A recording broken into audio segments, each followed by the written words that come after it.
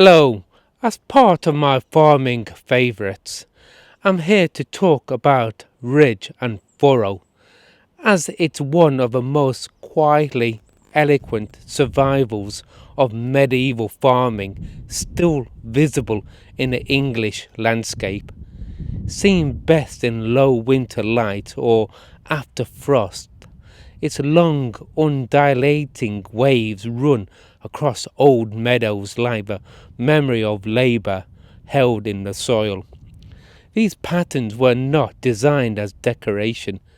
They are the physical outcome of centuries of repetitive work shaped by people, animals, and tools, moving along the same line year after year.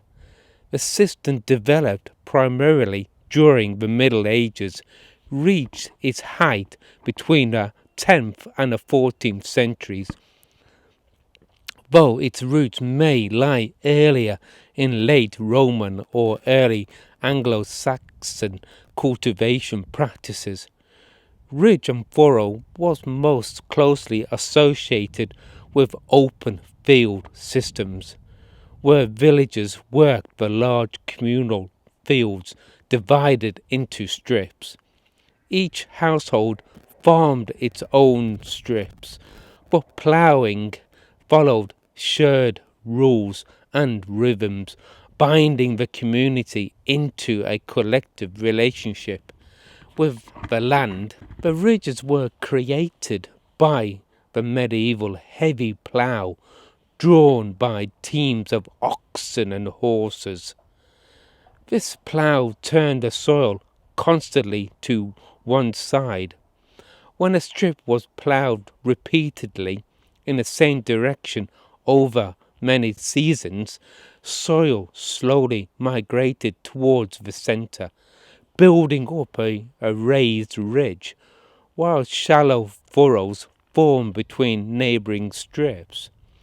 Over generations, these ridges became pronounced, sometimes rising half a metre or more above the furrows. The shape helped drainage on heavy clay soils, lifting crops above standing water, while the furrows carried excess moisture away.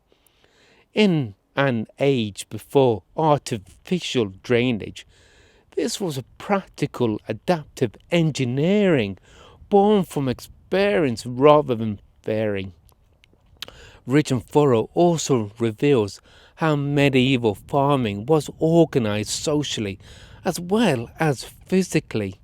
The long parallel ridges reflect cooperation and constant turning points were fixed, ploughing directions agreed and boundaries respected, not by fences but by custom.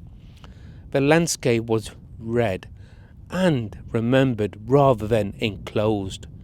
Each ridge carries the imprint of countless passers by plough teams, the slow pace of oxen, the steady correction of hands on wood and iron. From the late medieval period onwards and accelerating from the 16th to the 19th centuries, ridge and furrow began to disappear. Enclosure reorganized land into compact, privately owned fields, favouring new ploughing patterns, and later mechanicized farming, straight, deep ploughing, and field drainage flattened the old ridges. Where ridge and furrow survives today, it is often because land escaped improvement. Permanent pasture, church glebe land, old commons parkland, or marginal ground that was never worth reworking. Even so, it is becoming rarer. Fields that have carried ridge and furrow for hundreds of years are increasingly being reploughed, levelled, or reseeded. Modern agricultural pressures favour efficiency and uniformity. Powerful machinery cuts deeper and faster than any medieval plough, erasing subtle earthworks in a single season. What took centuries to form can vanish almost overnight. Each time this happens, not only is a physical feature lost, but a readable chapter of agricultural history disappears within it. Where ridge and furrow remains, it deserves to be understood as more than an odd texture in a field. It is a record of how land was shared, worked and understood across generations. It speaks of seasonal cycles, communal obligation and intimate knowledge of soil and weather. As more historic fields are ploughed flat, these quiet earthworks remind us that countryside is not static backdrop, but a living archive, one that is spinning with every pass of the modern plough.